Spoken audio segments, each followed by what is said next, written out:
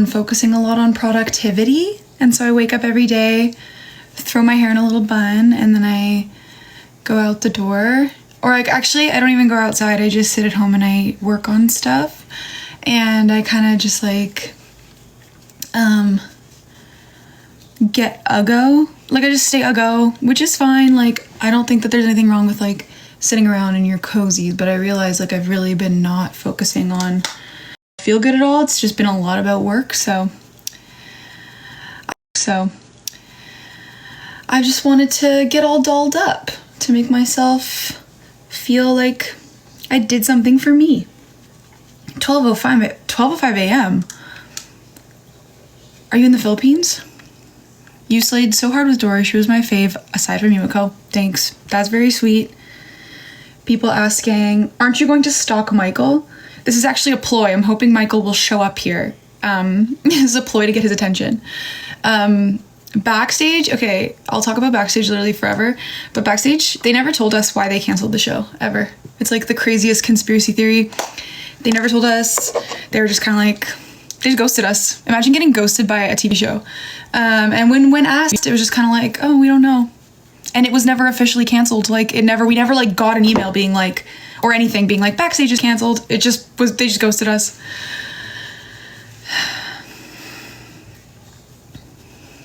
Please tell Clara she has to do a live with Miku. Okay, I'll tell her. My favorite song right now is by, I just discovered her, so forgive me if I'm wrong, but I think it's Julia Wolf. I think it is Julia Wolf. In My Room by Julia Wolf is like so good. Her voice is like addictive and I just love it. I'm from Canada. Add Clara. If Clara's here, I'll add her.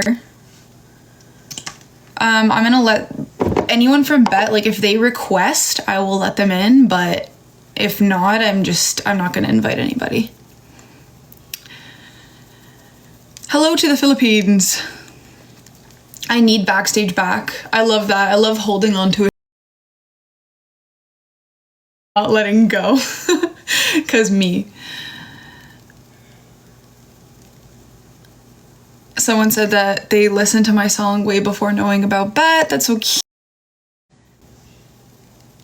I love that. I love Garden. Please make more songs. Don't worry, I will. And I have. I have a whole discography, if you don't already know about this. No pressure to anyone, but I've been doing music as long as I've been doing acting.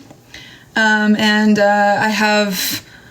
Garden was the latest single that came out, but I have other singles coming out soon. That's pretty much what I've been working on nonstop, whereas like I'm not taking care of myself. Io's here. Yeah, if people request to join, then I will let them in, but no pressure. I mean, I'm just getting ready. I just wanted to say hi mostly and like get to know my new followers and see what's up. Like I want to know what's up because I've been on lives with the other cast members and I've felt like I haven't had my own opportunity to just kind of say hi. Oh wow, it's really, the comments go really fast. But thank you to everybody. Thank you to all the nice comments. Today we're getting ready for fun. I just wanted to look pretty. Let me know if the connection is bad, because I keep getting notifications that the Wi-Fi might be bad. And I might need to switch to data. Someone said, how did it feel licking Hunter? It was terrifying. That is a weird thing to ask somebody to do. And at that point, we're like basically strangers. Like I'm just getting to know this person. And then I'm like, okay, cool. Now I'm gonna lick you, I suppose. But it's not as crazy as you'd think. Like there's like hundreds of people on set. There's so many people there. That actually makes it worse, kind of, but they're all watching you. And there was like an intimacy coordinator as well that was there, just making us feel a little more protected. By the way, this is not a hickey. This is that is a burn, and that was a pimple. I'm really bad at picking my skin.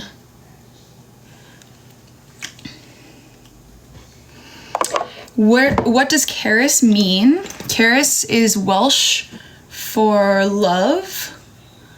It's like derived from the word love in Welsh.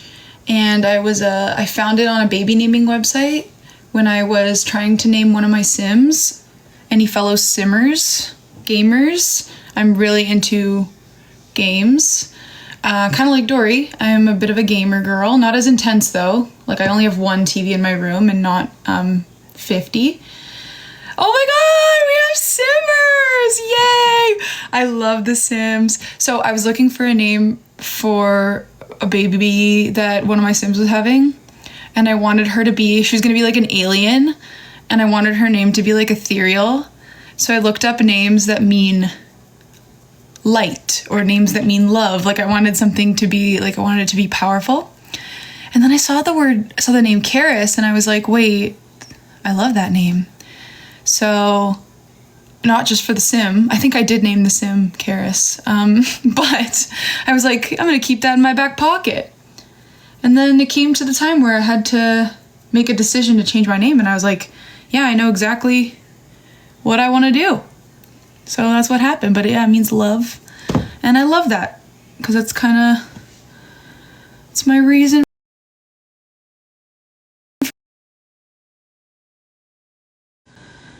It's my reason for favorite in general, maybe.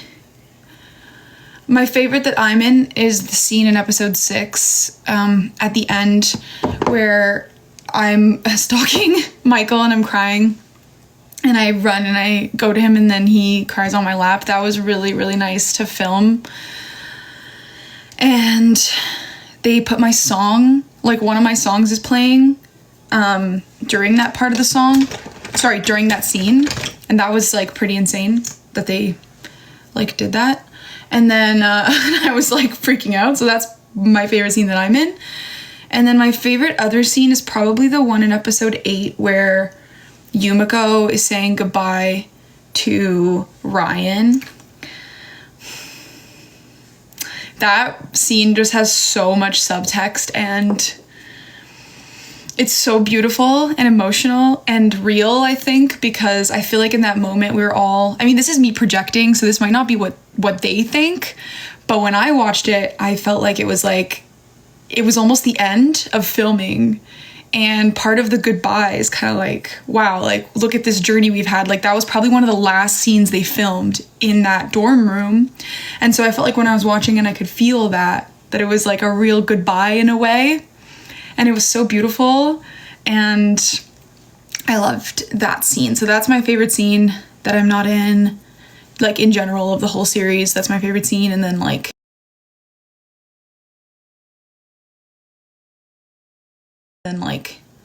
the live. It was a very proud moment. I'm watching myself on a Netflix series and my song's playing. It was just really cool.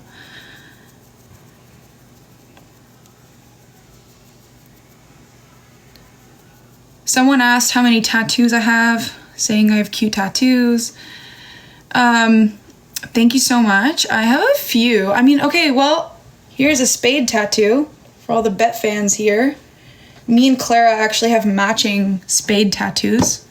I don't know if you know that, but that's a fun fact. And these cherries, I have a matching tattoo with my friend. I have this tattoo that says nothing lasts forever because I thought it was funny to get a tattoo that said that. And I stand by it. And then that is a dragonfly. And then I have like a tattoo over here and I have a tattoo on my ankle as well. I don't know how many that is. I might have more too. Sometimes I forget about them. I'm trying to read. People asking questions like, what's your height, are so suspicious to me. I'm like, why do you need to know that? How do you feel about last night's live? I feel like a grandmother. Hunter and I are the Hunter who plays Michael and me. I play Dori. We're the oldest in the cast.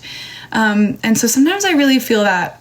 I felt like a little grandma last night. I was like, are we going to get in trouble? Like, I'm such a little, I'm just like, I was like, is this bad? But I love it. I love that people care enough to make fan fiction. And I hope that if you've seen any videos of my reactions, like, it doesn't come across like I'm like disgusted by the fanfic. I'm just terrified of getting in trouble. I'm like, are they gonna be mad at us for reading this? I don't know who they are. Like, anyone, if anyone's gonna be mad at me. Damn, you're 72.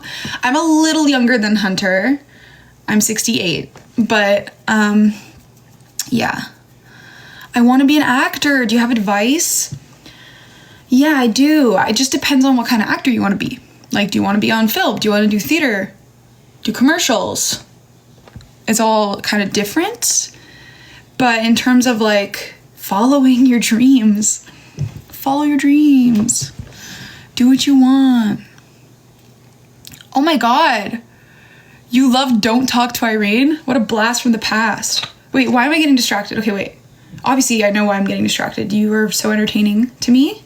This comment section is very entertaining. Thank you for that. Can I draw you? Hell yeah, bro. Are you a fan? Of course I am. Do you think Yumiko and Kira will be endgame? I think nothing's been decided. So anything's possible. If this is something everybody wants, like, I feel like the writers are allowed to listen to that, right? Is it hard acting with only one eye? Yes. Actually, okay, fun story. Story time, everybody. Not as smutty as the fan fiction, but I have a good story. So the eye patch I wear in the first 2 episodes is white. I have to remember what I'm doing. What am I doing? The eye patch I wore in the first 2 episodes is white, and it's thick, and I can't see through it. Was it on this eye? I don't remember now. I think it was. I have to think. What did I do? It was the same one. I made sure to make it the same side as Midori from Kakegurui. But, what was I saying? Okay. The first, sorry. I think my ADHD meds are just kicking in right now. Where's my powder? Sorry, y'all. Okay, so the first 2, my left eye. So, do you support bald? Do you support bald? Do you support bald?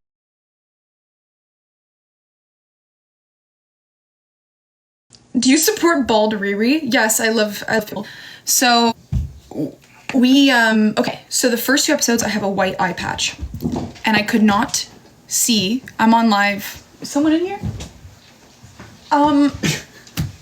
Okay, it's a choice. My partner doesn't want to be on the live, and so he's army crawling. He's army crawling on the ground through our bedroom. No, I'm not. No, no. So, we, okay, let me tell the story. Holy fuck. Okay, so, I cannot multitask. Oh, hey. Hi, everybody. Hey, babe. That's my baby. So, episode 1 and 2, white eye patch, couldn't see, had to do stunts. Prop team made me a tinted sunglass eye patch so that I could see. Don't ever tell me to calm down. Whoever told me to calm down, never. Don't do it. I'm triggered. I could see through that one, and then during close-ups, they would put like a little foam pad in there so that the camera couldn't see my eye, but then during the wide shots when I'm doing stunts, then I can see. So when I'm doing the black eye patch, basically, that I wear for most of the season is a sunglass. So I could see and I wasn't acting with one eye for most of it. And then the Beck Gala eye patch, I could not see. And it had a light inside of it too. So I had 3 eye patches. Just joining. First impression of the cast.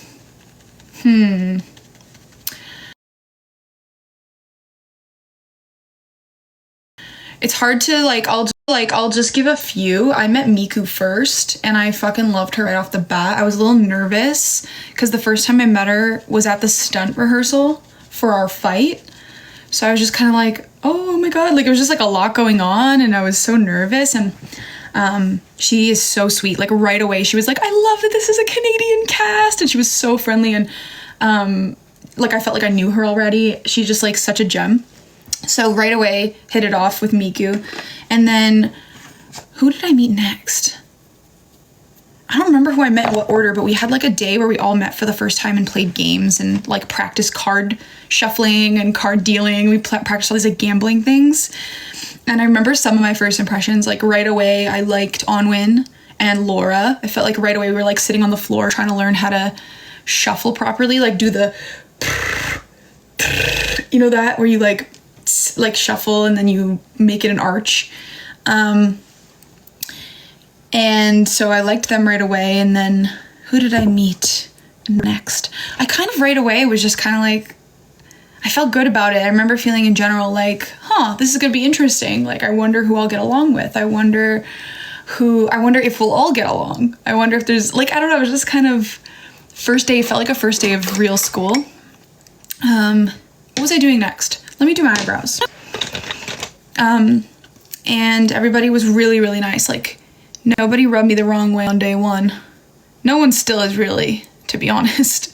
Everybody's pretty awesome, and we all, you know, like, I think that there's like a bond that we have that is really rare and very special, and we're all very grateful, you know, to be in the process. And I think that keeps us connected, even through like the stressful days and like the days that, because there were bad days, like everybody has bad days on set, and like it's a lot, there's a lot going on all the time, but we were all like lifting each other up. It was very sweet, and a different experience than I've ever had. Who made you laugh the most on set? Probably Ryan, who plays Suki. Probably Ryan, Rami, who plays Rex, and Hunter. Hunter and I have a very similar stupid sense of humor, so like we're both kind of like we're old, you know. I'm a zillennial. I'm like very close to being a millennial, but I am technically Gen Z.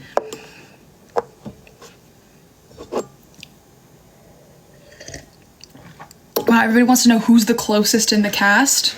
I don't know. I think it is kind of like, you know, we all have a different bond with each other. I spent a lot of time with Clara, like based on scenes and stuff. I spent a lot of time with Clara, Hunter, Onwin, Ryan, Laura, Dorian. Like, I spent more time with certain people, but like I had no scenes with Io or Eve, really. Like, I had like one or two. I don't even remember. So like some people I didn't get to like have as much quality time with on set, but I don't think, it's hard to explain. Can you talk about your scene with Miku? Okay, what would you like to know? What would you like to know?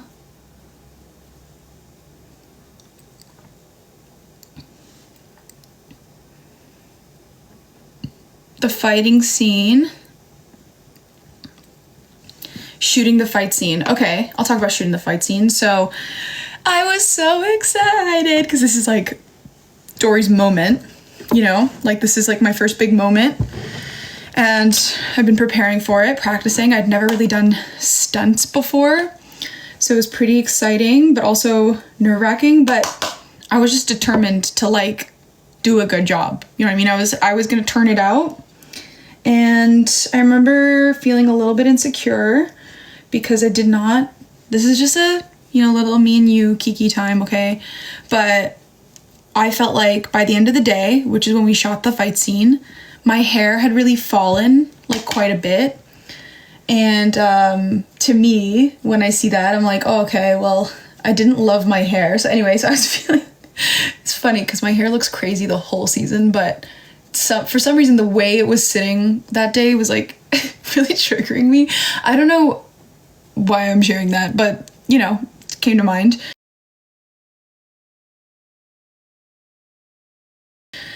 Because I've seen people be like, what is wrong with her hair? But that's just in general. But to me, I'm like, I just don't like the way it looks in the fight scene. But anyways, let's stop rambling. Did Miku actually slap you? No, she did not. She did not touch me. So when we filmed it, it was really fun, and like everybody's like all standing around watching us do this, and we got a lot of takes. It was really short. I wish it was longer. Like, I wish we got to have a longer fight. I remember feeling sad when it was over, but it was so much fun. Like, I had a great time. And Miku is so much fun to act with too. Like, even the dummy scene where she's challenging me again and is like her and Eve are like, or Yumiko and Mary are like, you cheated. I was like, I just had so much fun. And then the Africa by Toto in that scene specifically is probably one of my favorite moments of the whole series. It shocked me and I laughed so hard when I saw it. Thank you. Everyone's like, I thought not everyone, but someone said they thought the slap was real. No, I promise. None of it was real. Like, I didn't cut her hair. I didn't, like, nobody hits anyone. It's like rehearsed, heavily rehearsed.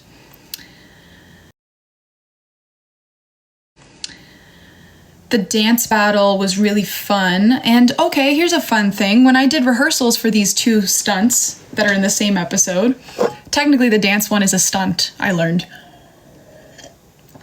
So I did those rehearsals and I couldn't walk after the dance rehearsal. That was kind of crazy because I thought the sword fight was going to be harder and I had to whistle because my calves, from jumping so much, my calves like cramped up and like froze kind of, and I like couldn't walk. So that was fun. That was kind of crazy. So on the actual day, in all the close-ups, I'm not actually doing the dance. I was just bouncing because I couldn't like jump because my legs were in so much pain. So I only did the dance. The actual dance I only did like twice because I was in a lot of pain. So that's a little fun fact.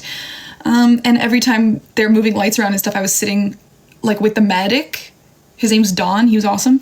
I was sitting with the medic with some ice and just trying to be a big girl about it. Oh no, you're lagging?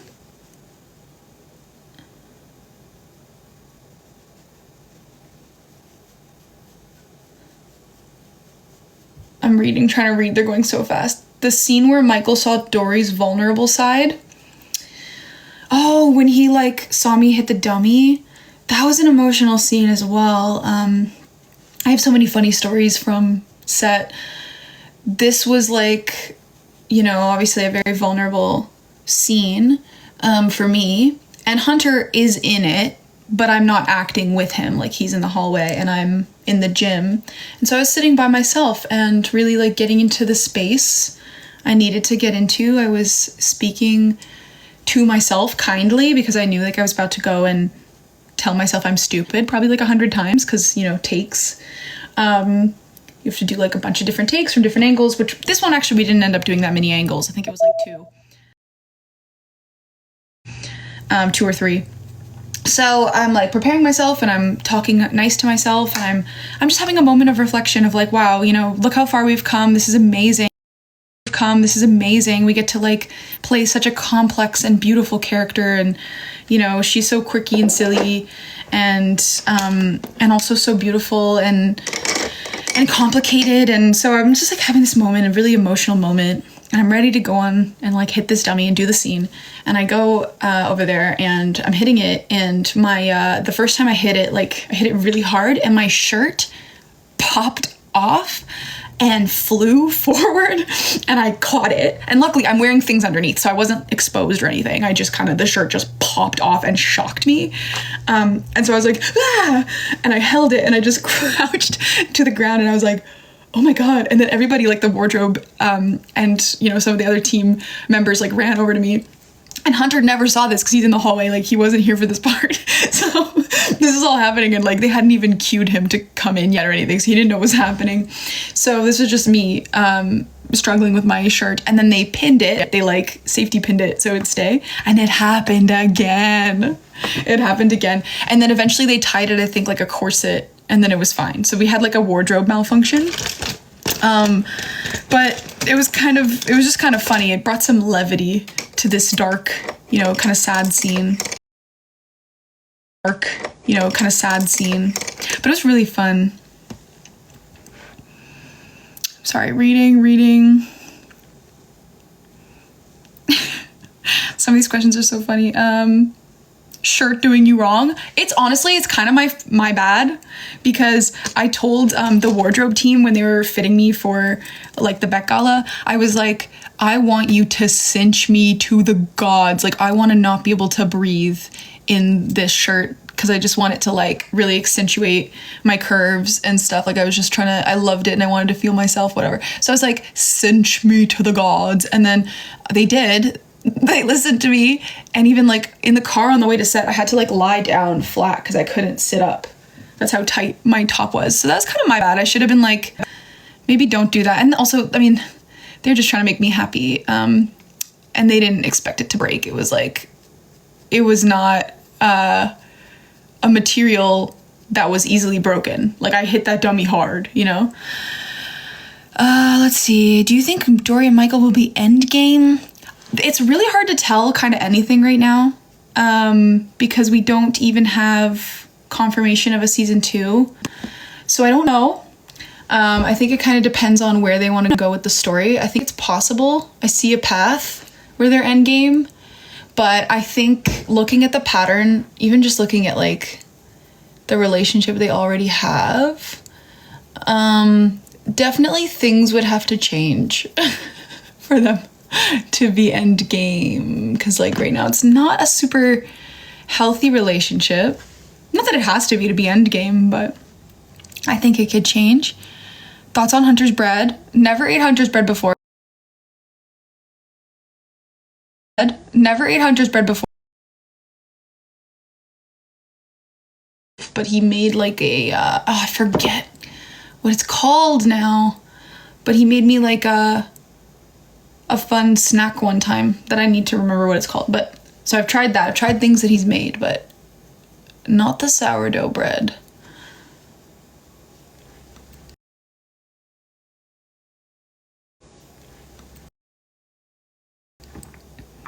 Really use a knife when you write your name. Look, guys, I hate to break it to you. Nothing is real in that show. Like, literally nothing. If there's anything you see, like, for example, choking, cutting,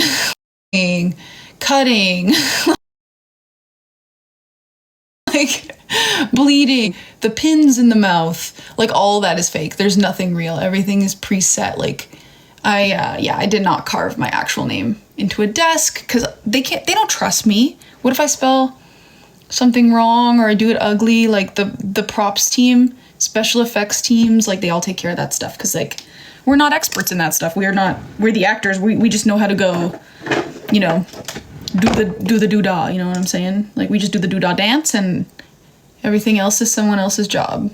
Nothing was real, no real knives.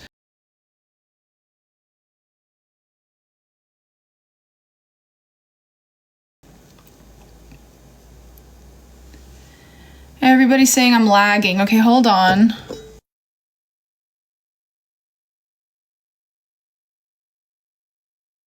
Okay, let me know if this is better or worse.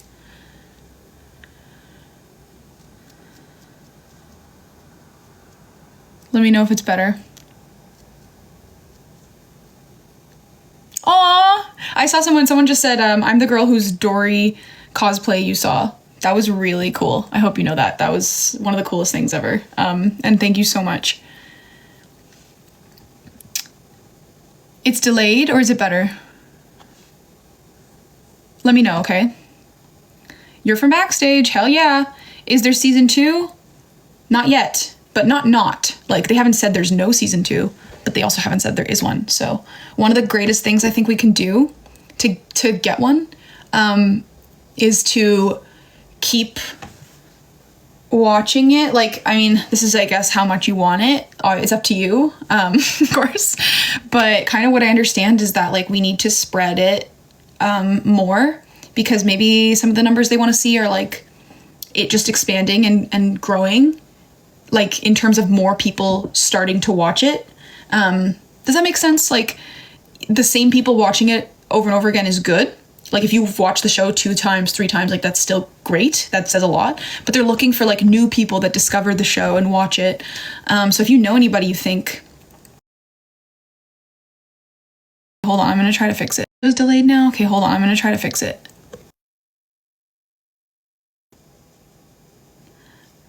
Okay. Okay. Okay. Okay. Okay. Okay. I don't know if this is gonna work. Okay. I don't know if this is gonna work, but it's bad. If you know anybody that hasn't seen Bet yet, tell them about the show. Tell them to try it, even just to try episode 1. I could be wrong, but that's what I've understood from the information that I have. Crazy lag. Shoot, guys, hold on. And that'll help. This sucks. I'm so sorry. Fudge. Maybe it's also my computer is open. Let me see.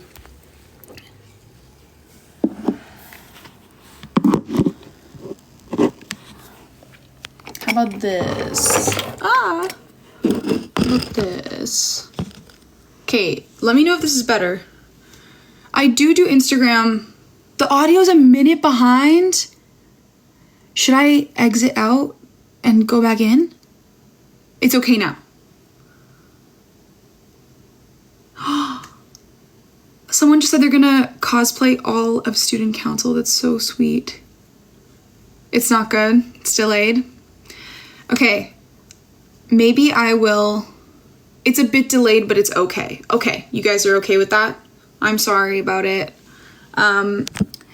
Next time I'll make sure my my Wi-Fi is in a better place.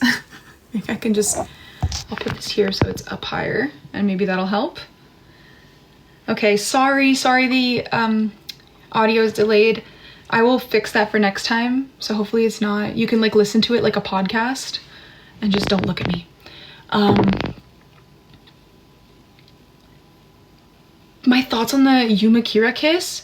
Tell me why I forgot it happened. Because obviously I wasn't there, not in the scene.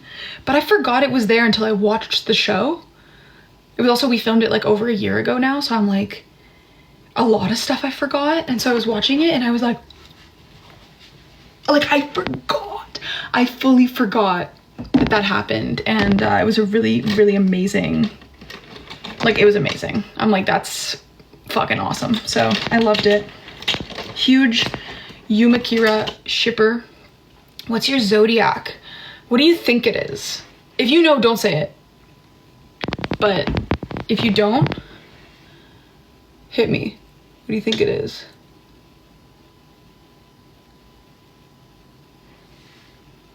I'm like, Leo. Okay. Scorpio. Oh, everybody's giving a different one. Scorpio. Cancer. No, it took us 3 months to film it. But it took a year for it to come out. So we filmed it for 3 months and then we have to wait for it to be done.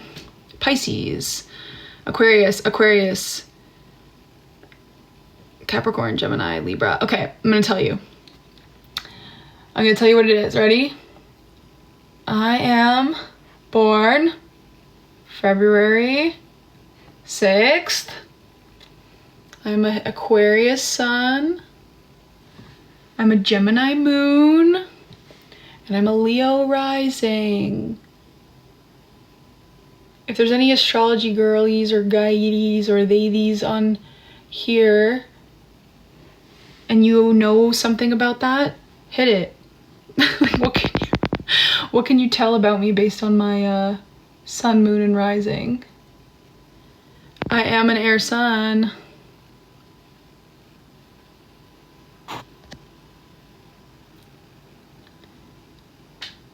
I'm an air sun, air moon. Honestly, I have a lot of air. I have an Aquarius stellium.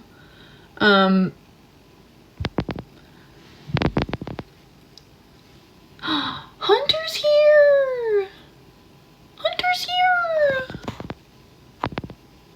Again, guys, I'm not gonna invite anyone, but if they request to join, I'll add them in, but I want to give them the choice of if they want to join or not. I'm just doing my makeup. But yeah, I forget what we were saying. Oh yeah, my zodiac signs. Yeah, I'm an Aquarius sun, Gemini moon, Leo rising. And if any astrology people can tell me what that means, I'm curious what you think about that, because I'm a huge fan. I'm very interested in astrology, and I have my own like idea and thing that I've learned, but yeah. My favorite bet ship. My favorite bet ship. Okay, controversial. Yumiko and Mary. I don't know what that means. If people, sorry, I don't know. No, I don't know. Not that I don't know what it means. That I don't know like what their ship name is. You marry. I think they're endgame. That's my ship. That's what I think. Okay.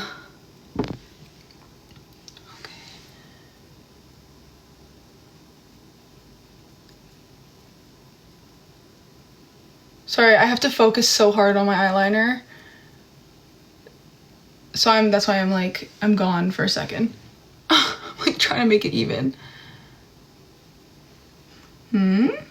That's pretty good. There we go. Great. Dori and me. My favorite ship is Dori and Knife. Have you read the Hunter Bread fanfic? I have not. I'm not sorry to disappoint you.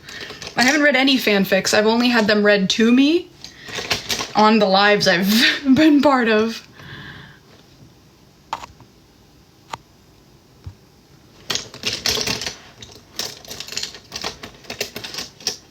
Okay, I'm looking for my mascara.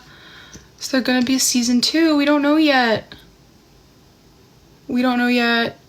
You need to spam Netflix because it's their decision. You need to beg them and say, this would be a great financial decision for you. This would be a great business model to continue the show. Maybe make a PowerPoint presentation and just let them know, like, you know, I think this would be a really good idea for your business, for your company to renew season 2, and here's why. Can you sing for us? Can I sing for you? What was that meme? Can I sing for you? Oh, it was it Weekly Chris? Or is that, oh, I just stole a kiss. What are you gonna do about it? I don't know, I don't remember who the kiss meme was. Can you sing Princesses Don't Cry? A princess doesn't cry. No, a princess doesn't cry. No, monsters in the night. Don't waste our precious time on boys with pretty eyes. A princess doesn't cry. No, a princess doesn't cry. No, burning like a fire. You feel it all inside, but wipe your teary eyes. I feel like that kind of relates to Dori a little bit. Kind of everybody in the cast. Like, all these characters are really trying not to, like, be emotional. Because it's seen as weakness in that show and in that world. Not my gotcha kid self screaming. Do you know what's funny is, like, I knew about the gotcha Princesses Don't Cry stuff, but I was never, like, part of it. Like, I never really knew what the heck, like, I didn't know what was happening in them or in that community. But I'm fucking living for you guys telling me that it was like, you were my childhood, you were the gotcha goat. I'm like, I wish I was part of this. I would have loved to have been told that, you know what I mean, at the time. Gotcha mention. Favorite scene on Bet. I answered this earlier, but for the people that are just joining, it's the one where Yumiko's saying goodbye to Ryan, and also the one where Michael cries on Dori's lap. That was really fun, and my song plays during it. My favorite castmate? I can't answer that. I don't have an answer. The beaver.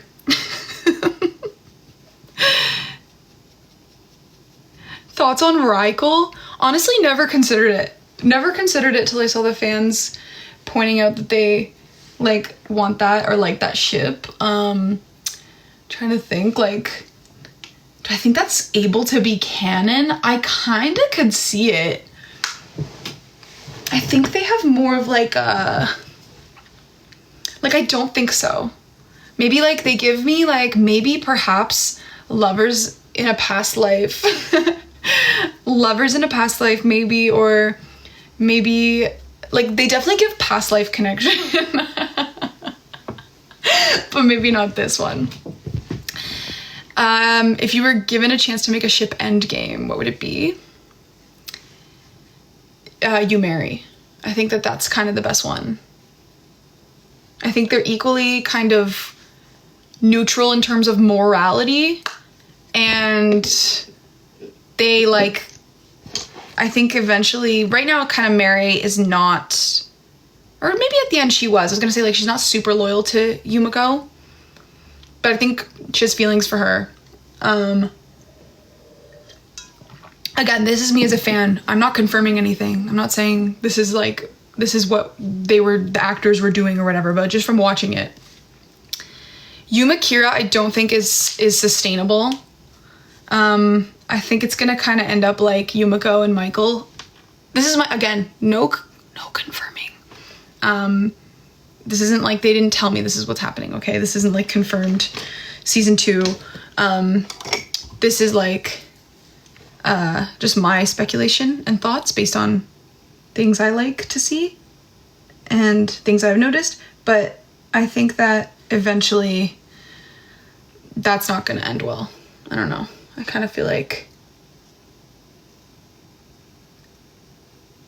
either Yumiko goes Khaleesi or Kira goes Khaleesi. Thank you so much to everybody saying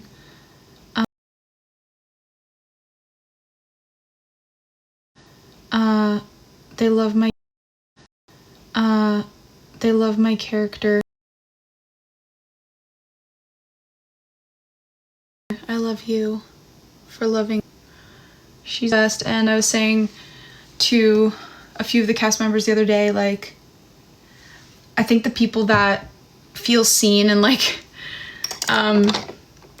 connected to Dori, it just means a lot to me. And I know right away, like when you say you love Dori and you say you related to her in some ways, hopefully you're not really a stalker. If not, get help, no judgment. Sorry, like if you are, we all have our thing. But people saying they relate to Dori, I'm like,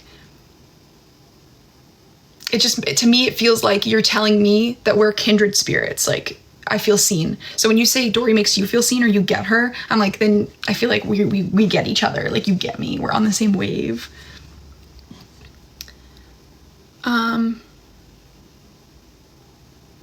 You played her so well. Thank you so much. Good night, Shania. I hope I said that right. Good night, Shania. What are your favorite TV shows? Right now I'm watching House. That's not necessarily my favorite. I would say one of my favorites is Community. I need to watch that again. I like comedic TV shows. I like sitcoms. So I'm like, I love Community. I love Arrested Development. I love Fleabag. I'm a huge Fleabag stan. If anybody here has seen Fleabag, it's like the best. I think I've watched it like 3 times. And I don't do that. I don't watch shows more than once. I watched them once. But Fleabag. I love, I would say it's probably my favorite.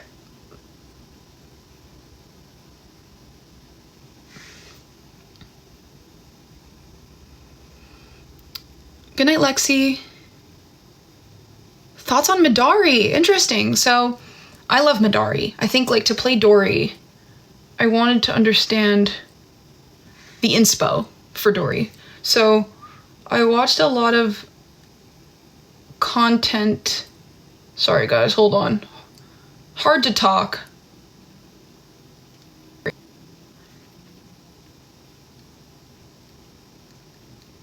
Hold on.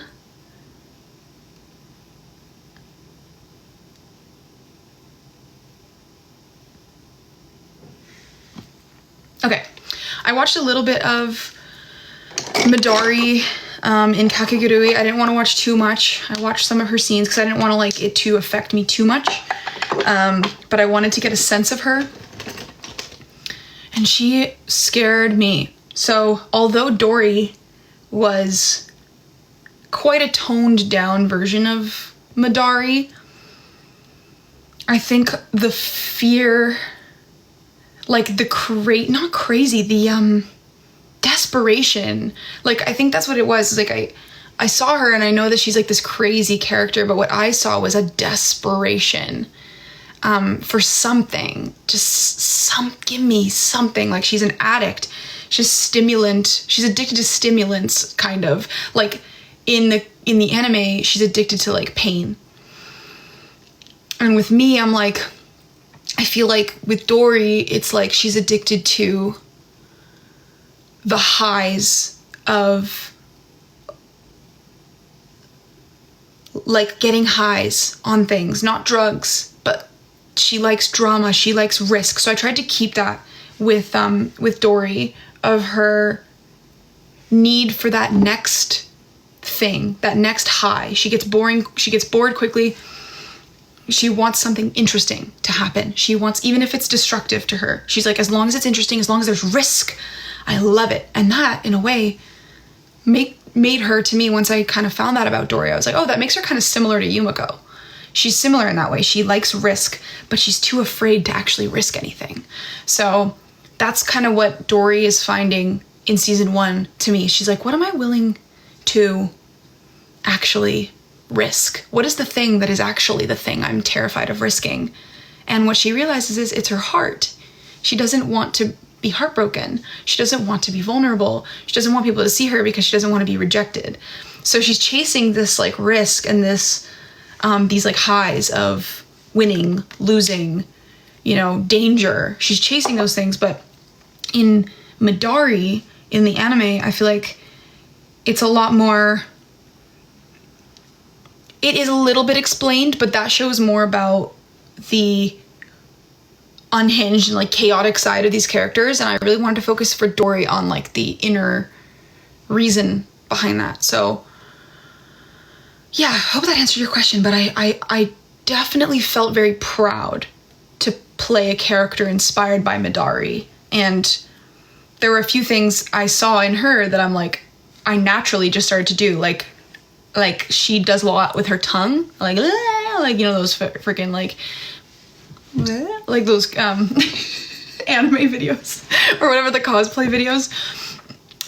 She did a lot with the tongue in the anime and in the manga as well. So I'm like, it wasn't a decision consciously. It just kind of became part of my character to like have like my tongue always like licking my teeth and like licking my lips. Like I did a lot with my tongue, kind of.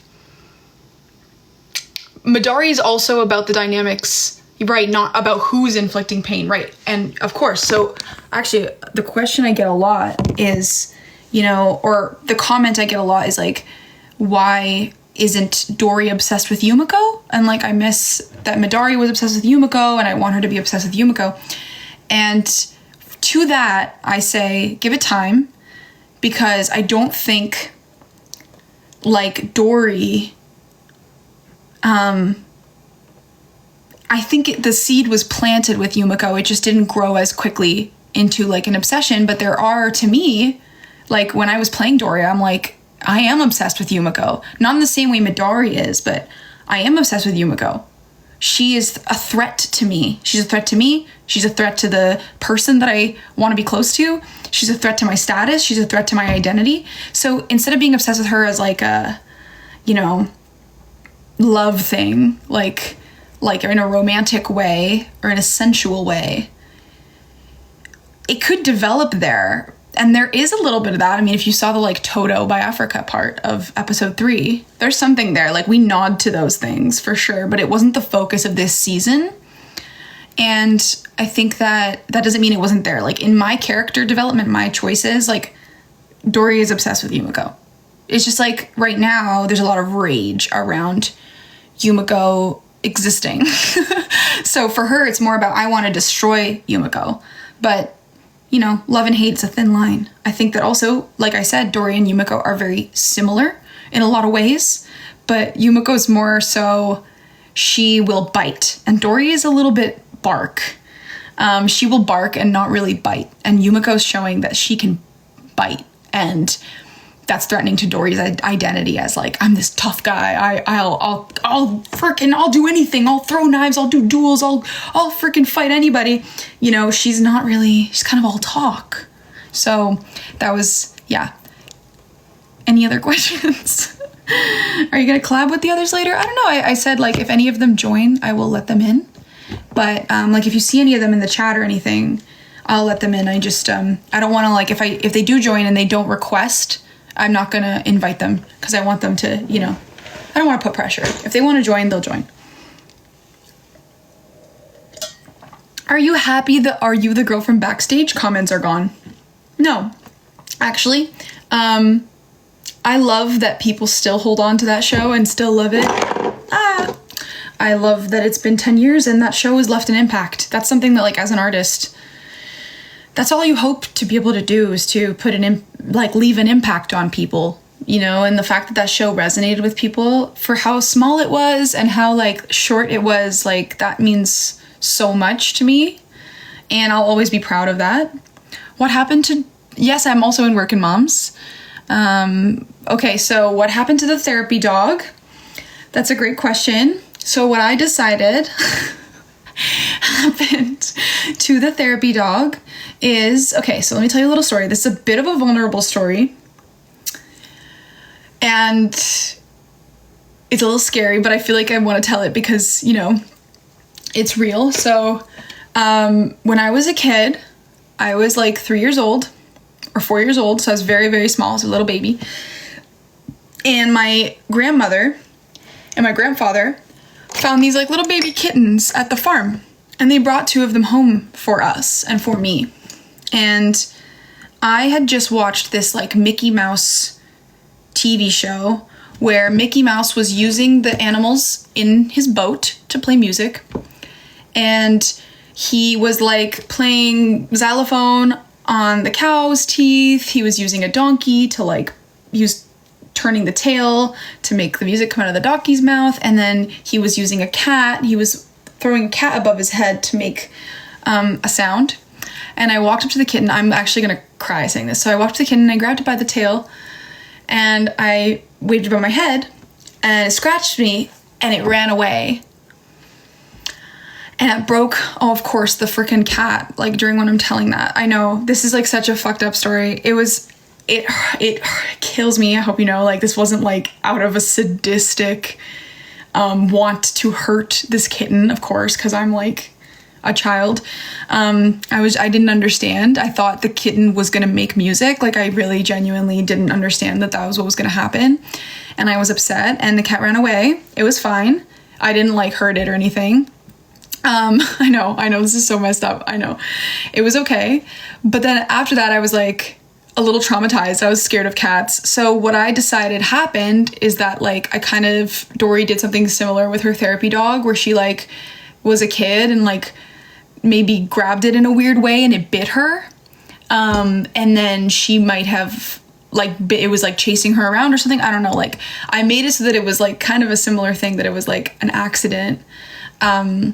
And that she didn't mean to hurt the dog. But that now because of that, she's not allowed to have a therapy dog because when she was a kid, she didn't know how to talk to the dog or like treat the dog because she was not, she wasn't raised right. For me, I was, I was just a kid. And yeah, I'm saying it a lot because I feel so bad. I don't want anyone to think I'm like a sociopath, but I'm like, that was where I got the inspo from for that part. But I just decided that she kind of like did something to hurt the dog by accident and the dog bit her. And so then now she can't have a therapy dog because they blamed her for that. Whereas I thought it was kind of funny because that's kind of Dori's character a lot, is that she gets kind of told she's somebody that she's not a lot. And she plays into that. And so I was like, that's pretty funny that usually when a dog bites a child, the dog would like get in trouble for that. But in this case, Dori got in trouble. So that was the choice I made. Yeah, Dori just wanted to be loved. She probably like jumped on the dog to hug it and love it.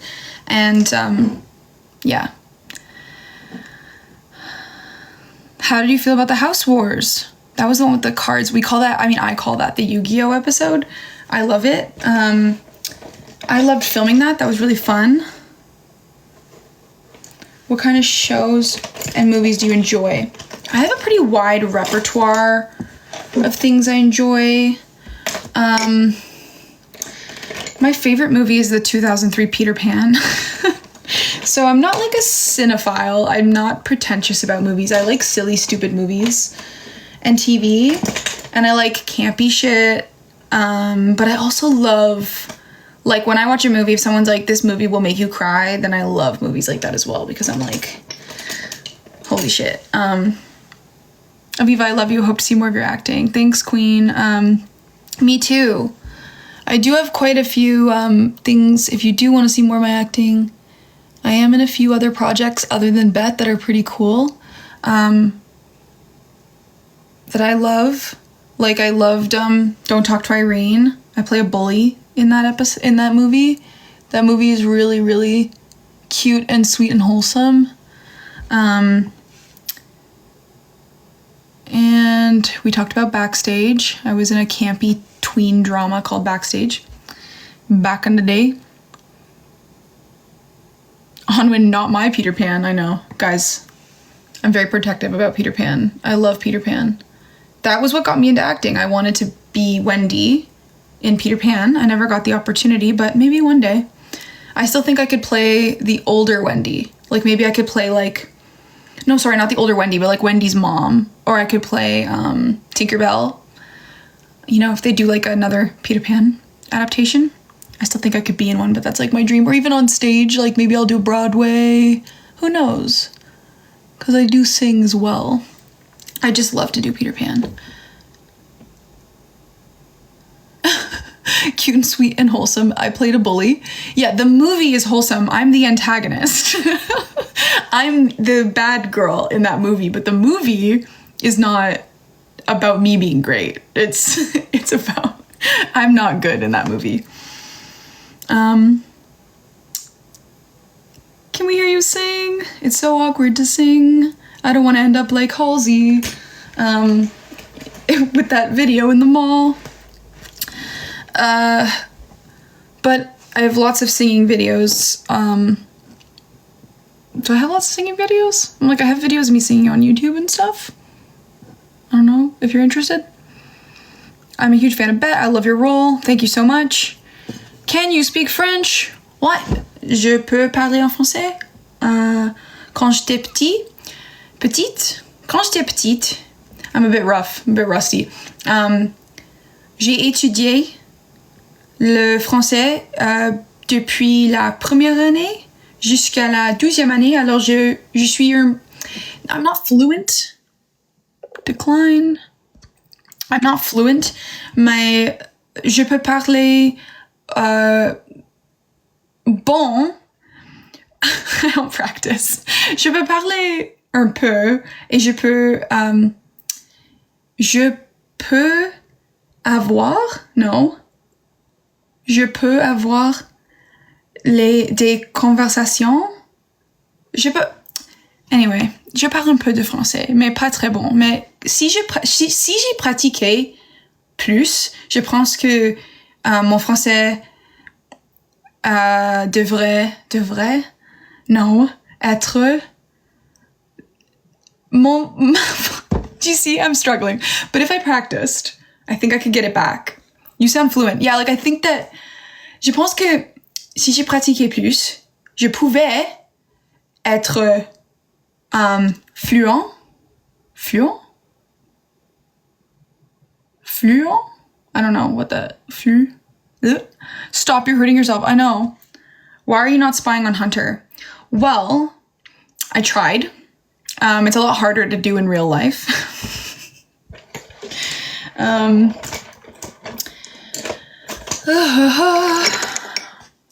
And that was a joke for everybody that did not get that. That was a joke. I'm not stalking Hunter. I have a life.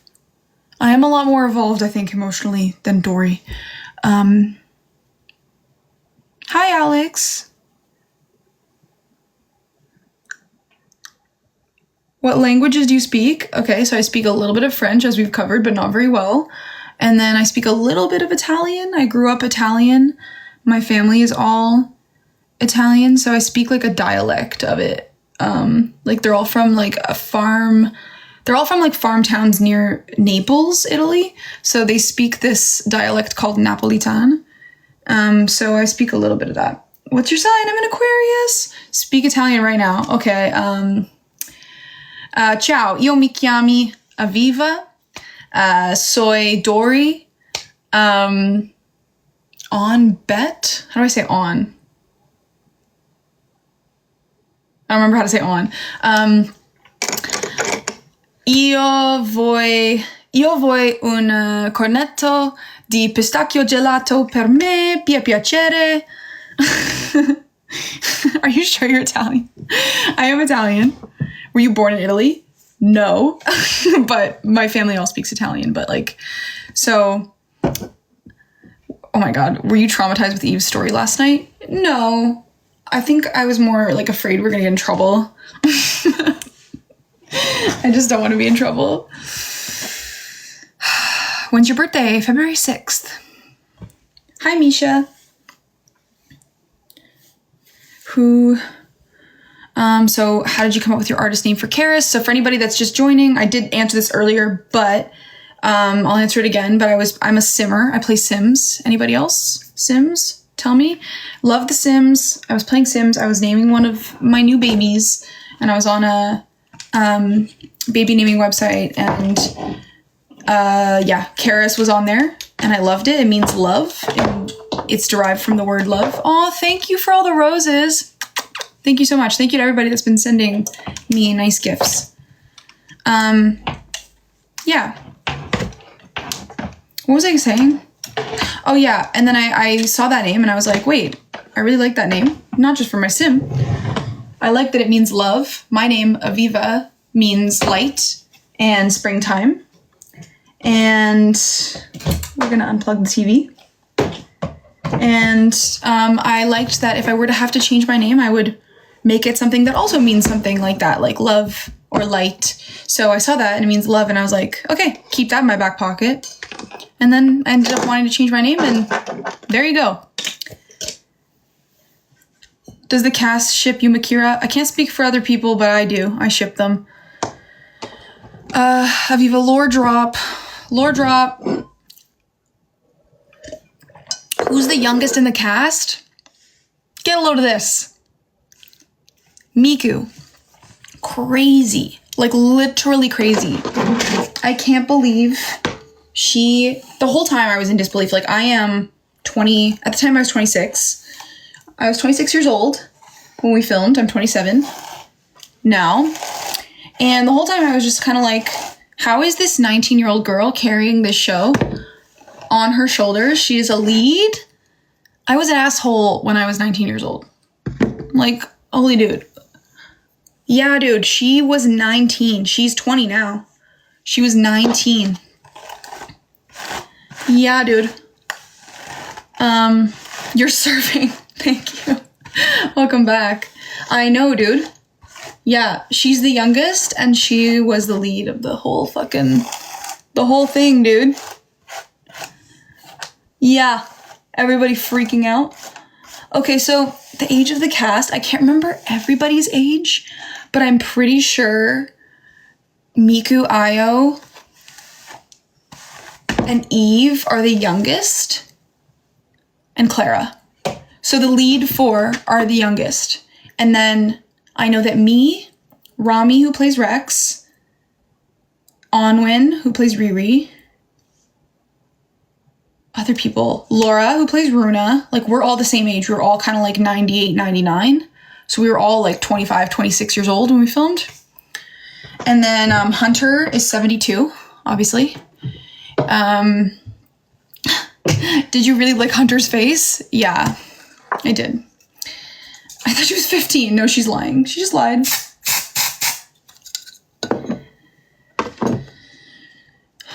What are your other hobbies? What are my hobbies? I don't have a life. I just work.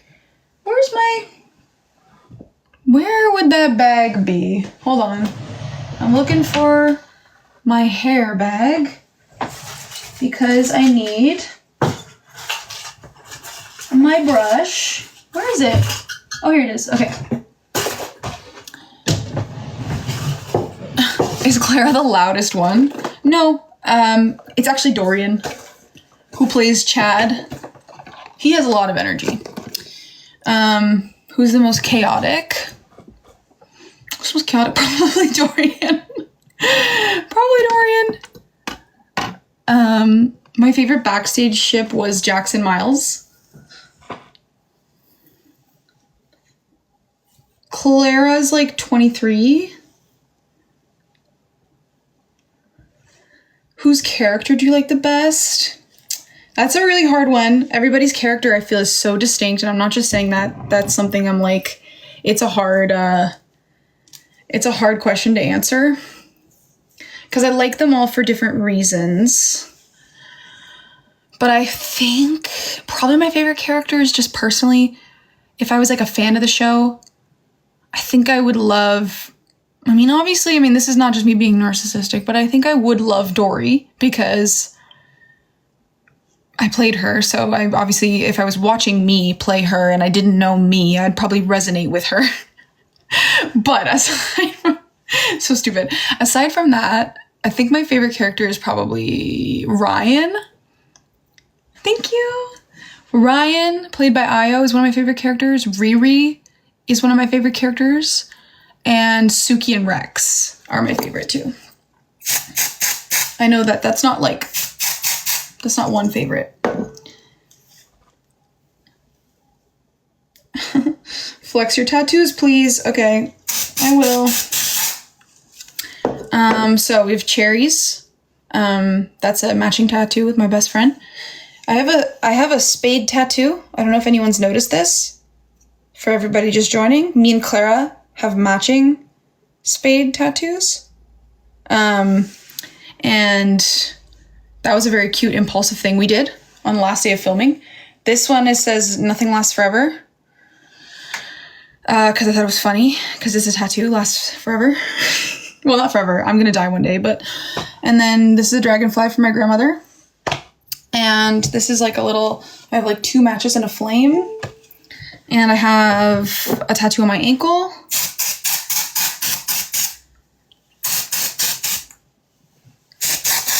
When's your next tour? I don't know. Who's the funniest in real life? I don't know. To me. Just kidding. Not really, but but probably Ryan. He just has this, I don't know. He has this like, his finger is really on the pulse. Of like comedic energy. I don't know how to describe it. He's really funny, and then I think Hunter's really funny as well. And someone asked me if I love Hunter in real life, and yes, I do. Not in a romantic way, but I do love him.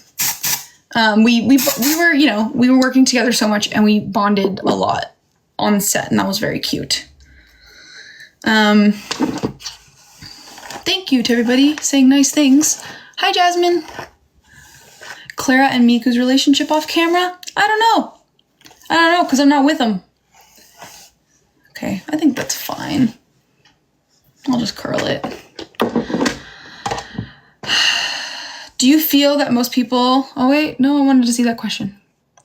How do you feel that most people misunderstand that Bet is Kakegurui inspired and not an adaptation? I think that, you know what, as a person, I am quite used to being misunderstood. It's like probably in my soul contract or something. Because it's an experience I've had a lot.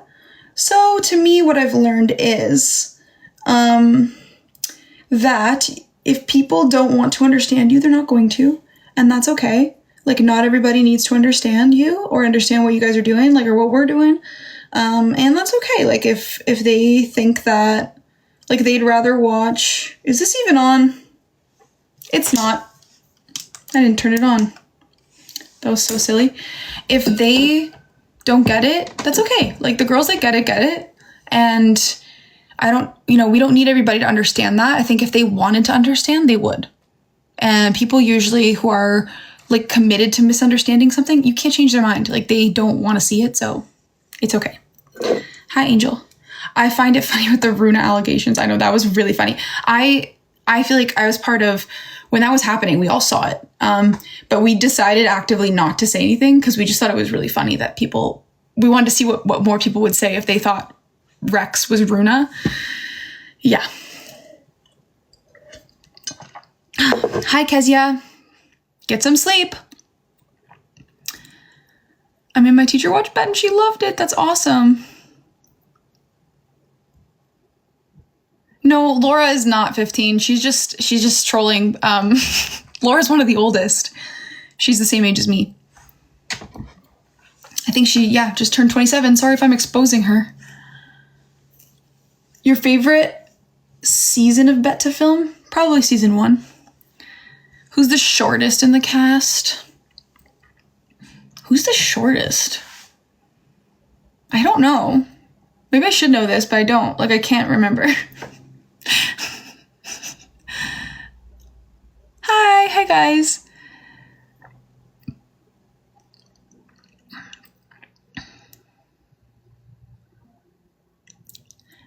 Everyone being like, invite Miku. If she asks to join, I'll let her join. But I'm not gonna make her join. Just finished watching Bet.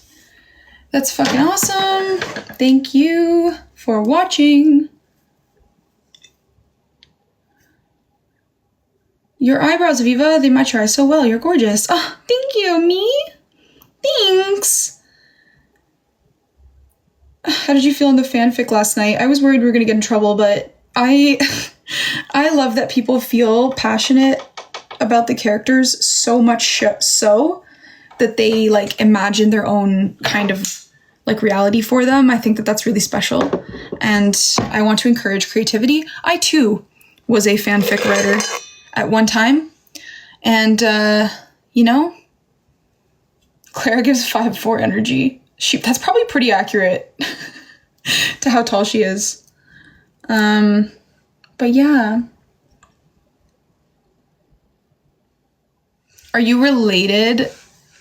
I love your attitude, dude. That's why you're my favorite character. Thanks, man. I feel like so seen by you guys. Thank you so much.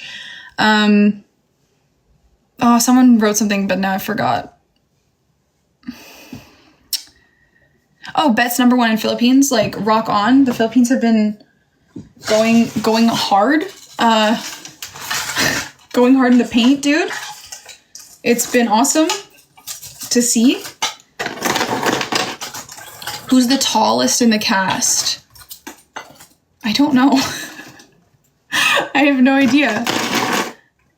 Maybe Io? I don't know. Thank you for everybody saying my eyes are pretty. Thanks. My favorite ship is you, Mary. I think they're endgame. Not confirmed. I'm just guessing. I don't know how tall Miku is. I didn't measure her usually. I also, like, all of us are wearing, like, really stupid shoes the whole time. Like, my demonias in episode 9 and 10 are, like, they added, like, 5 inches to my height. I have no idea. I love you, Misha. Is Runa included in the top 10? I don't think she gambles. I think she just loans money. Who do you ship Dori with besides Michael? That's a good question. I'm trying to think, like, I think if I was gonna ship Dori with anyone in the current cast, because, like, I've thought about it and I'm like, they could probably bring on a character or add a new character if we do a season 2. They could probably add a new character that I think might be, like, I don't know, someone that Dori might want to be with. But, like, of the current cast, I actually don't know. because she doesn't really connect with anyone. She's a very lone wolf. What do you guys think?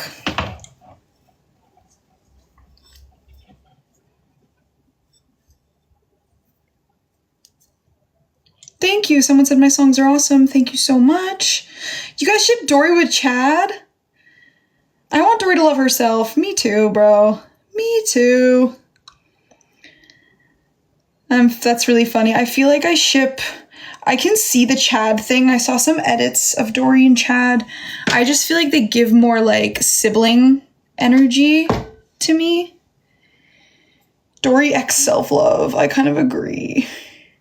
You ship Dori with Yumiko for real, for real? I don't know, man. I don't see it.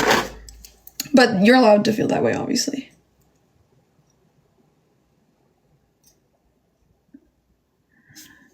Dori and the Beaver. Love it. Why are you getting dressed? Just cuz. Just cuz. Y'all are so nice. Thank you so much. I know, I agree. I think Dori needs some love and she needs to learn about boundaries. And then we're good, you know? I think then she's set. I think she needs to love herself. Something that I kind of feel like maybe is underrated a little bit about Dori, or maybe misunderstood or not talked about, is that she's the only one of the whole cast Dori's the only one of the whole, like, characters, like, of all the characters who's been to therapy, or at least has said that. And I'm like, that's pretty crazy. Like, she's actually been to therapy, and she's kind of the quote-unquote crazy one. But the way I look at Dori, and this comes from playing her too, is that she's just expressing honestly. Like, she's expressing the actual undertone that everybody else can't, because she's more comfortable expressing in the moment. But the thing she's, like, uncomfortable with in public or with people is sharing her actual true vulnerability, because it's weakness at that school. But if I think about it, I'm like, she probably does in therapy. She probably talks about her feelings in therapy, and has probably learned a lot about herself and is a lot more emotionally aware and self-aware than some of the other characters, because she's the only one that's, like, admittedly gone to therapy. I don't know, just something I thought about. But it's funny how she, like, she goes to therapy, but she has no idea about boundaries. Like, maybe that's something she can, if there's a season 2, maybe in the summer, she can talk to her therapist about boundaries, and then, you know, she's set. I want to see Dori go on a self-love journey. I think if she loves herself, it's over for these bitches. Like, I'm excited to see how that could change her character if she learned to develop not just confidence, but true, like, safety with being seen. Because she has confidence, but...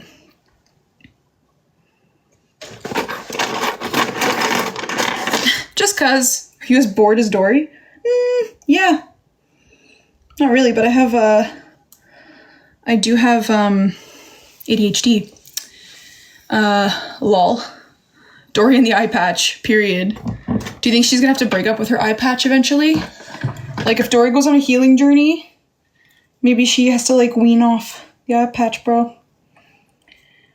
Do you have any pets? I do. I have 2 cats. I love my cats so much. Artie and Padme. What if a new character comes for Dori and Michael finally... Sorry, I missed that. Send it again. My friend's going as Dori for Halloween. That's so cute. I love that. Yeah, okay, here's what I want to happen. I mean, maybe I shouldn't tell you guys, because what if it actually happens? Okay, maybe I won't tell you. I think that, though, like, Dori does have... She gets bored very easily, so what I will say is I think if Michael, you know, doesn't eventually reciprocate her obsession, that she will move on, you know, because she's going to get bored. That's what I think, you know? She would get bored, because she's like, okay, well, unless it was, unless it's remains to be stimulating for her to be obsessed with someone who won't give her anything like back. That I could see that being toxic. Dori's a queen, bro. I agree.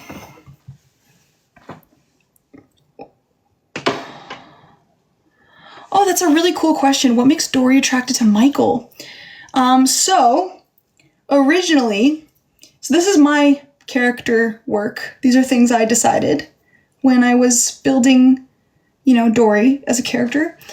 I think the reason she's attracted to Michael is because, one, she feels seen by him. I think that they both have very similar dark thoughts, if that makes sense. Like the way they feel about themselves is very similar. And I also think she can see that he's lonely, and he doesn't, he's kind of like a rule breaker. He's a rebel, but like a quiet rebel. He doesn't gamble. He's not part of the games. And in a way, neither is Dori. Like, she's not really playing the game in the same way as everybody else. And so I think that there's this like familiarity and sense of comfort and safety and, like, oh, you get me kind of vibe, which draws her to Michael. And I kind of made the decision that when we do the library scene, she does go there to like hack his computer. Like Kira's basically like, go get the code. And Dori's like, cool, yeah. And then I'm going to go like, while I'm there, let me just like mess with this guy, and treat him like a cat toy. And then once I do, I feel this thing that, Dori's like, wait, this feels different. He's not reacting like other people react. And that makes her very interested. She wants to now solve the puzzle. She wants to solve the mystery. She wants him to let her in. She wants him to trust her. And she's never really felt that for a while. And so I think that that's what draws her to him, is he kind of brings out this curious and playful side of her. And then, when he sees that she's a total freak and is like kind of stalking him, and yet that doesn't make him hate her, I think that then becomes kind of addictive, because she's like, I hate me. So if you could see that part of me and you don't hate me, maybe I'm worth loving, and maybe I can convince you to love me. So it's kind of toxic, but it's also pure. It's like toxically acted on, but it's a very pure human connection. I think she just wants to feel like somebody can love her for who she is. And Michael has shown signs of maybe that he does.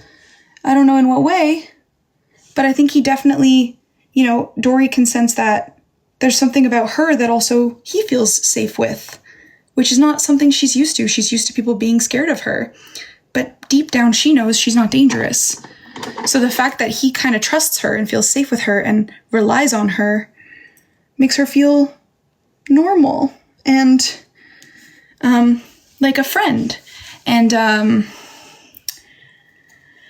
eventually kind of, I think when I'm looking at it from an outside perspective too, it's like he is kind of maybe using her, but we don't really know that yet. But I think that eventually is going to become, if there's a season 2, maybe a point of tension of like, do you actually like being around me, or are you just using me because I'm loyal to you? Yeah. But I love that like dynamic, and it's really fun to play in.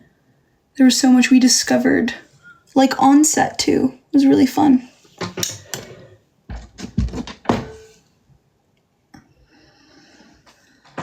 I'm still awake because of this. Go to bed. What would be your reaction if season 2 was renewed? So happy, dude. So happy. I would be elated. So happy that if I get to continue telling Dori's story and then telling our story, like the cast's story, I love it. So I'd be very, very happy. And also, it's nice to have a job. Acting, it's tough out here. It's tough, hard to get a good job, so. Hi, Emma. I'm 4 forcing her to watch Bet. Sorry, but thank you. Do you have any thoughts on Dori's relationship with her parents? Yes, many. And if you let me yap, I'm gonna yap. But yeah, I always saw it as, especially meeting them. When I actually got to meet them, it really, like, meet the actors who play my parents. It, like, put a lot into perspective for me. Because it was really interesting. I thought it was really interesting. The woman who plays my mom, she's a full-grown woman. The woman who plays my mom looks a lot like my real mom, which was kind of creepy, but also awesome. And the character of my mom in Bet, not my real mom, like the character of my mom, you know, I always saw her as being very narcissistic and self-serving, and Dori is just seen as like an extension of her mom. Her mom is controlling, she's emotionally manipulative, she's abusive, and she's, you know, pushy. She pushes her will and the things she wants onto Dori, and Dori rebels against that because it's the only way she knows how to kind of protect herself from her mother. You know, her mom would like her to be this like well-behaved, appropriate and acceptable individual, and Dori's the opposite of that. She like purposely dresses like outrageous to get a reaction, and I see that. I see her being like a very rebellious teenager against her mom. And it's kind of a thing in the show that Dori has daddy issues, but I actually, when I was playing it, I felt like she had more mommy issues. So maybe that'll be explored more if we get a season 2. And then her dad and her are very similar, I think, in the way that they each have this inner world that they feel like they can't express because it's not acceptable to the people around them. So like they're more emotional. I think that her dad kind of knows that the way they treated her is wrong. But he doesn't say anything about it or do anything about it. Like, I think he kind of knows, like, hey, that wasn't right of us. Like, the way we kind of treated you growing up was, like, wrong. But he doesn't do anything about it. And I think she, like, resents her dad for that because he's more similar to her. And she hates him more than her mom because he represents the parts of her she hates, which are that, like, she just doesn't stand up for herself and shit, you know what I'm saying? Did you see the anime? I watched parts of the anime. I didn't want to watch... Sorry. Hold on. I didn't want to watch too much because it was affecting a little bit of the way I saw Bet, because it is different. It's not a direct adaptation. It's inspired by. So I'm like... So once it started to kind of affect my character a little, then I stopped. I was like, okay, I'm gonna let it marinate. I'm gonna let it like inspire me, but I don't want to get too into it because I was like afraid it was gonna take me out of the like Bet tone that was wanted.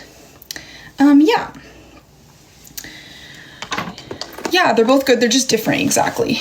They're great. I mean, we weren't trying to make Kakegurui 2 because Kakegurui already exists. It's amazing and it's perfect, so.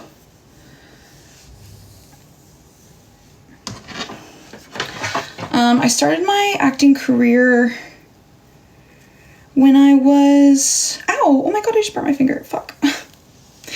I don't have a Riri to come grab the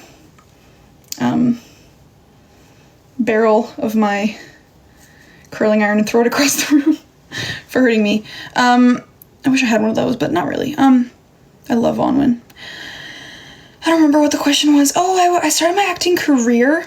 I mean, I booked my first job at 17, but I started acting when I was 6, and I started auditioning when I was 12. Thanks, y'all. If acting was not an option, what would you want to be? I don't know. I mean, I'm a singer. I'm a singer and a songwriter, so I would do that. And if that wasn't an option, like if nothing I'm doing now was an option, I think I would probably go into fashion or some kind of design. Graphic design, maybe like video game design. I'd maybe be a poet. I don't know, I have a lot of hobbies. I love art. So I would just do something artistic. As long as I could do something that was creative, I think I could be satisfied. I just love to be creative. So I do lots of different things.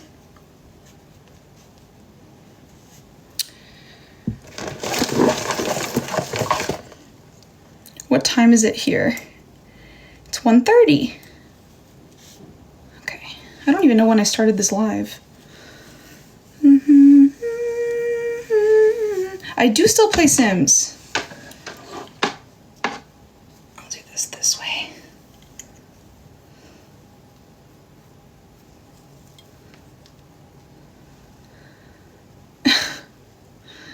Do you have to memorize all words for acting?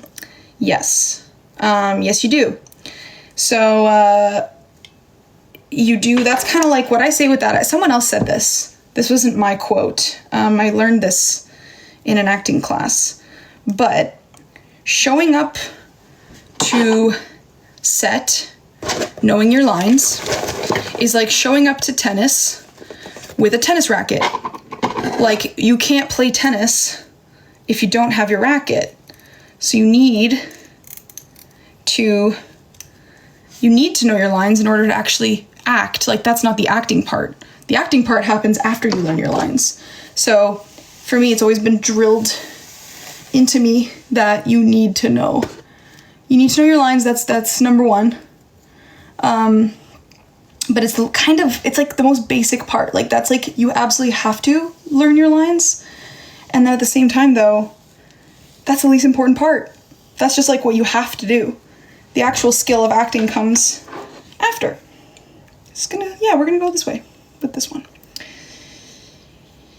Oh, that's so cute. Someone said I could listen to you all day. That's so cute. Let me just sit here. Has anyone forgot their lines? Yeah, people forget their lines all the time. That's also something that's just like that's just part of it. You know, people aren't always gonna remember their lines. We're human, we're not robots. But as long as you prepare, sometimes you have long days. You have like, some people film, like Yumiko is in almost every scene. Miku was filming like so many scenes a day. You sometimes can't remember everything. And so it's a super normal thing. Like, as long as you prepare, you're allowed to flub a line or two. It's not, they can cut around it. It's not like theater where you kind of have to hit every mark and hit every line, hit every moment. It's like, we can cut around it. So people forget lines all the time. Do Miku and Clara flirt sometimes? Dude, I don't know, but no. Like, short answer, no, what you're asking. Like, they're not, like, together. But ask them. If you have any questions about their relationship, ask them. Can you describe how it feels when playing a character? Yes, I love these questions. You guys are so fun. Playing a character, it really feels like, I don't know if anybody here... Oh my god, okay, wait. Side note, a song that matches Dori's vibes. Cherry Bomb. Like, hello, Daddy. Hello, Mom. I'm your Cherry Bomb. And Yuck Fu by Wolf Alice. Oh no. No. No. How do I fix this? Oh shit. Like, fuck that up. Playing a character if anybody's been in therapy, I don't know if you guys know about this, but saved my life, kind of. Internal parts work. Internal family systems. IFS. It's when you kind of meet and talk to different parts of you. And it's hard to explain because I'm not a therapist. Yes, the Runaways. And sorry, I was responding to a comment. But okay, get it this way. Good. All right. But to me, it kind of feels like acting kind of feels like you take these like parts of you and decide which ones belong in this like almost like an alternate universe version of you. So a lot of people see like acting as pretending and like, oh yeah, we're just all pretending. I see it as you're telling the truth in a different way. So you're finding the truth of this character that doesn't exist and you're using parts of you to tell that. So like, for example, I don't act like Dori and I don't,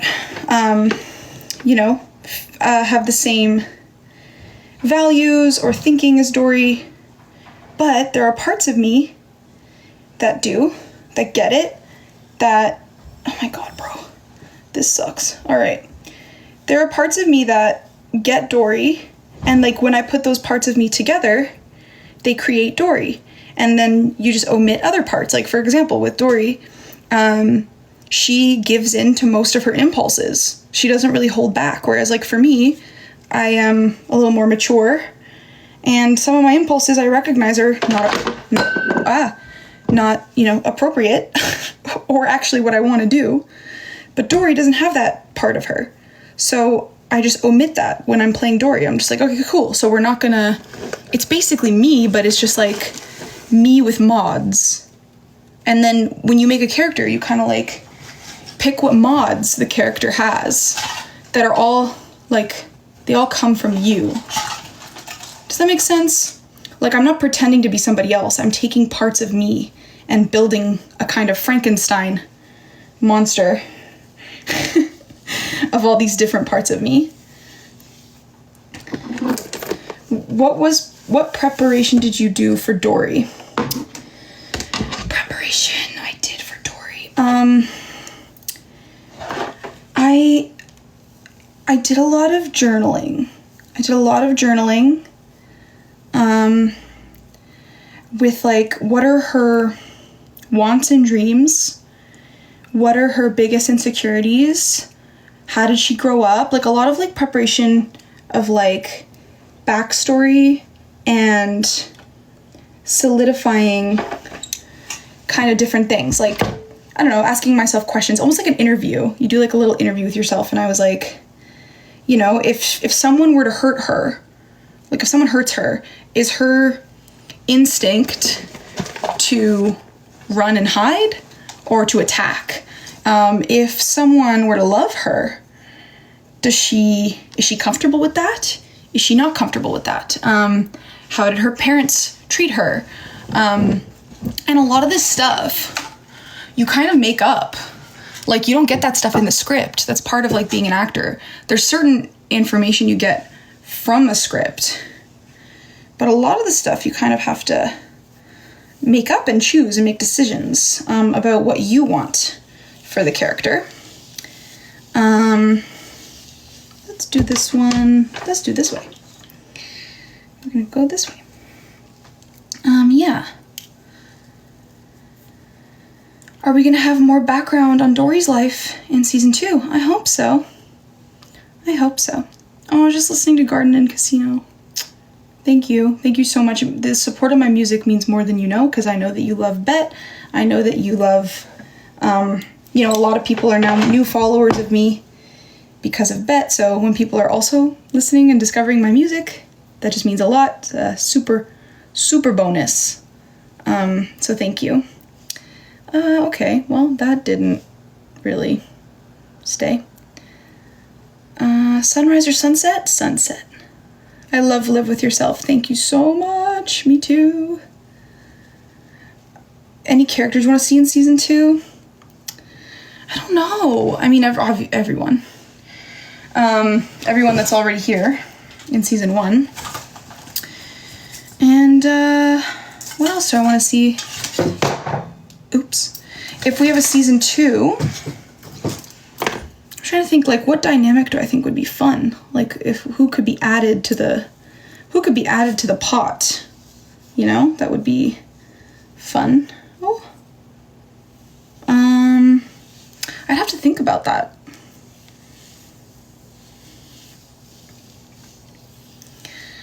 What time is it there? It's 1:45. Oh my god, thoughts on the last episode. Spoiler warning. Wow. Awesome. literally it was 10 out of 10 because it was the 10th episode. What else? I mean,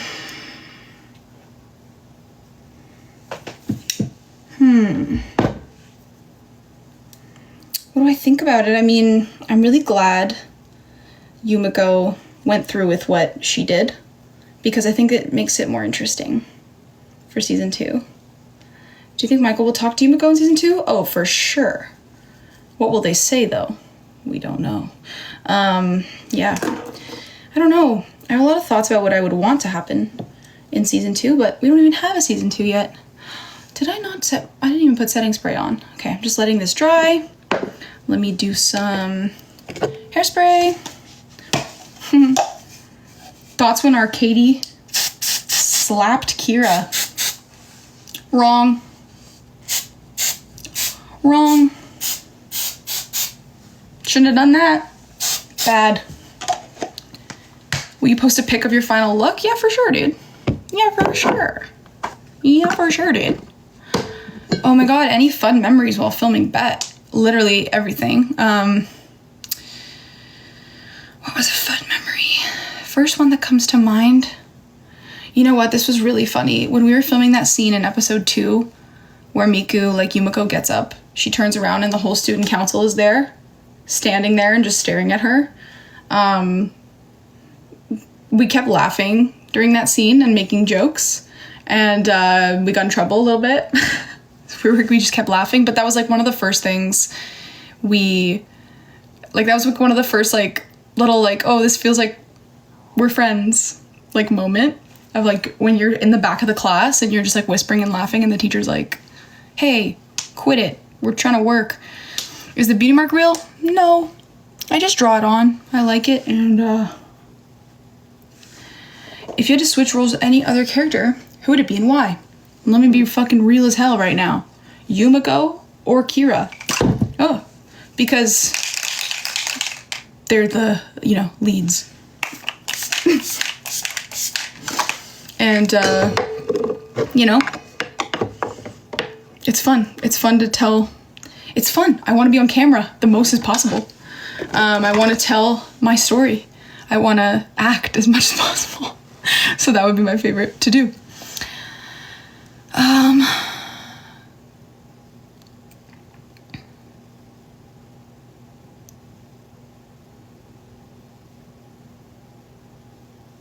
I'm just reading.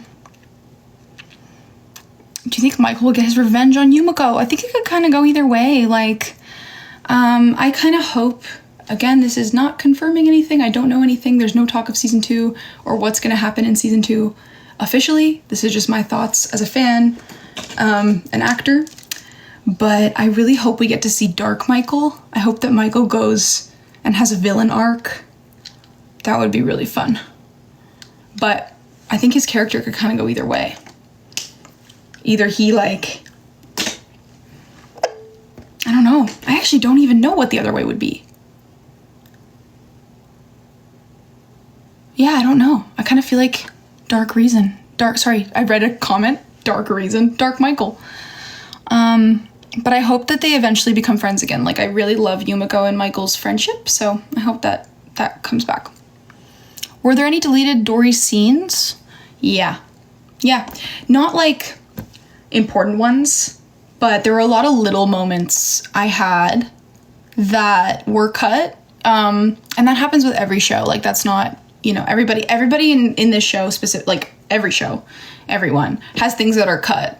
We usually, when you film something or write something, you write more than you need, and then you cut out stuff that's not really necessary. So there was a lot of little stupid funny things that I had, like little scenes that were small, that were cut probably for time or just because of vibes or whatever, like the tone they wanted to have for certain moments. But one of my favorite things that they did cut was this scene in episode 9 where for the first time, everybody in the house, like everyone at the party we're all standing around the kitchen island. And we're all like awkward, and it literally feels like cousins at a cousin party, I don't know if everybody relates to that sentiment, but like when you're at a family party and all your cousins, like everybody your age is like all in the kitchen, but you don't really talk to each other, so it's kind of awkward, and you're like, yeah, so how are you guys? Like, what's up? You know, and it was like that kind of thing where there was no lines. It was like improvised, and we were all just sitting there like awkward in the kitchen. And I thought it was beautiful because it's a moment where you remember like these people are just kids. Like, they're just kids. Like, they're just they're just all there like trying to survive. And it's really funny because at school they run everything, and then at home they're all just kids. And I really loved that scene. I expected it to, if it was in the show, it was just going to be this like very quick moment to like all of us just kind of awkwardly standing in the kitchen. I think it was when Yumiko and Kira are doing their blackjack game. So it might have been episode 10 actually. But we're all just standing there like awkward as hell. And that was so fun to film because we're never all kind of in the same room. Did you cry on your last day of filming? I did. Yeah, I think we all kind of did. It was a long shoot. It was hard, and it was like really rewarding as well. So it was awesome. Who's your dream artist you want to work with in the future? There's a few. Taylor Swift is one of them for sure. She was one of the first artists I became obsessed with. And like wanted to be a singer like her when I was a kid. I'd love to work with Imogen Heap. I also love Imogen Heap. I love her music. I love her creativity. I'd love to work with Grimes. I'd love to work with Wolf Alice. I'd love to work with Julia Wolf. She's like a new obsession of mine. She's just so cool and like has a cool voice.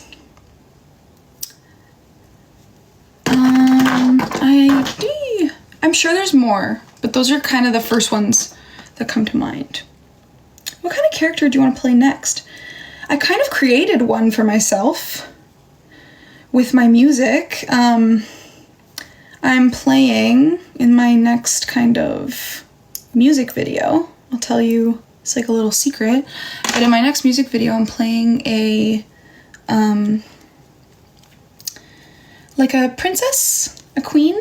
And that's kind of a cool role. I'm also manifesting. I really want to play Joan of Arc. I don't know if I'm too old to play Joan of Arc because she was a 17-year-old girl who led the French army in the 100 Years' War. So I don't know if I can. I mean, I'm playing 17 on bet, but like I think it's pushing it. And but I would really like to play Joan of Arc. Like that would be awesome. Oh no, my pin is stuck in my hair.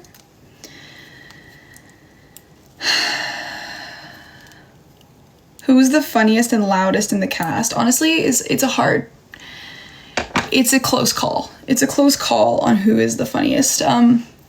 Everybody's really, really silly and goofy and funny in different ways. And everybody would like constantly be making each other laugh. It almost felt like a competition of like who could make each other laugh the most, and it was very wholesome. It took 3 months to film Bet.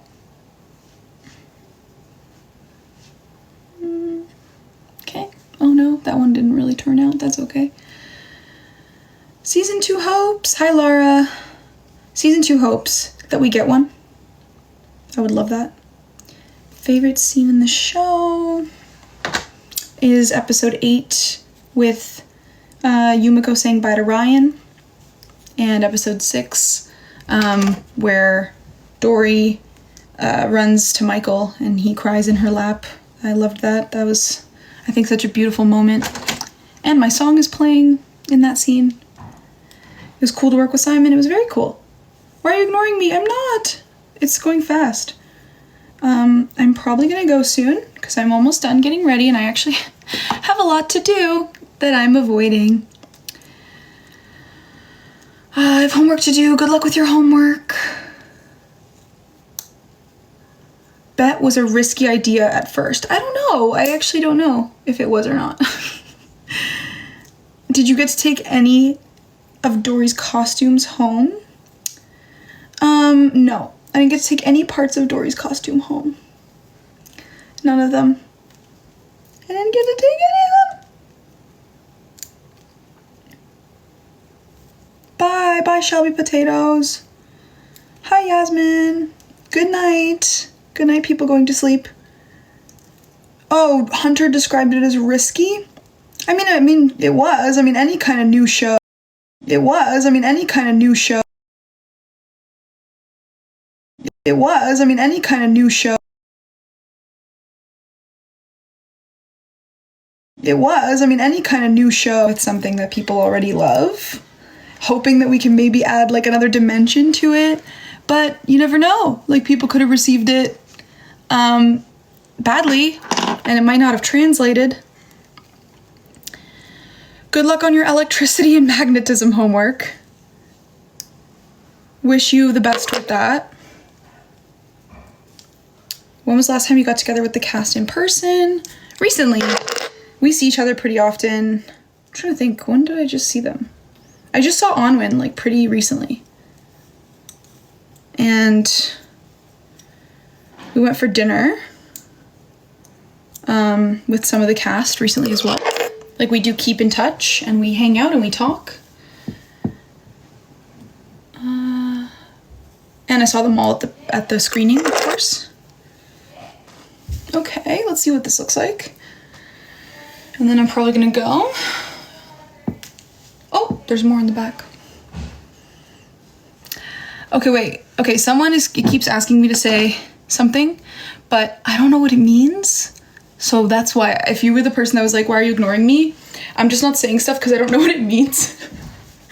So, oh gosh. Okay, we're gonna let this kind of fall a little bit. It's kind of a lot. It's also so oily. Like, I need to wash my hair, but I really wanted to curl it. I love you, Shania. Can I just say I love you, Shania? Mahal. I don't want to say it wrong. Okay, I'm gonna try, but if I say it wrong, I'm so sorry. Mahal Kita Shania. Hi, Slade. Hi, Nex. How do you pronounce your name? Carys or Aviva? Nailed it. Yay. Yeah, this looks good. This looks good. I wish it wasn't so oily, but is what it is. I thought maybe it wouldn't. Just gonna get some dry shampoo in that bit. No! No! Not it running out as soon as I fucking change sides. Okay. That should help a little bit with the roots. Yeah, I gotta throw that out. Good night, Jill. Hi, Yara. Hi, Esther. Hufflepuff. Good night, Hanny.